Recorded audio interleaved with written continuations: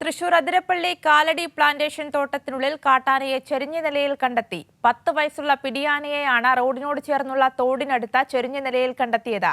രാവിലെ ജോലിക്കെത്തിയ തൊഴിലാളികളാണ് ആനയെ കണ്ടത്. ശരത് ഓങ്ങല്ലൂർ നൽകും വിവരങ്ങൾ. ശരത്ത്.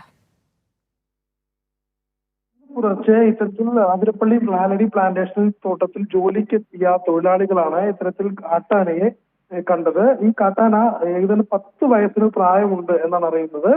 ഈ റോഡിനോട് ചേർന്ന് തൊട്ട് സമീപത്തൂടെ ഒരു തോട് പോകുന്നുണ്ട്. ആ തോടിന് വീണ് മറിഞ്ഞു കിടക്കുന്ന രീതിയിലാണ് കാട്ടാനയുള്ളത്. തൊഴിലാളികൾ വിവരം അറിയിച്ചതിനെ തുടർന്ന് വനപാലകർ സ്ഥലത്തെത്തി പരിശോധന ആരംഭിച്ചിട്ടുണ്ട്.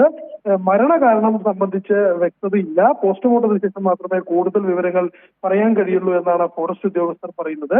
എന്തായാലും ഇന്ന് രാവിലെയാണ് ഇത്തരത്തിൽ ഒരു പിടിയാന ചെരിഞ്ഞു കിടക്കുന്നത് ശ്രദ്ധയിൽപ്പെടുന്നതും ഒരു ഫോറസ്റ്റ് വനം വകുപ്പ് ഉദ്യോഗസ്ഥരെ അറിയിക്കുകയും ചെയ്തിട്ടുള്ള കാര്യം. ശരി, ശരത് ഓങ്ങല്ലൂരാണ് വിവരങ്ങൾ നൽകിയത്.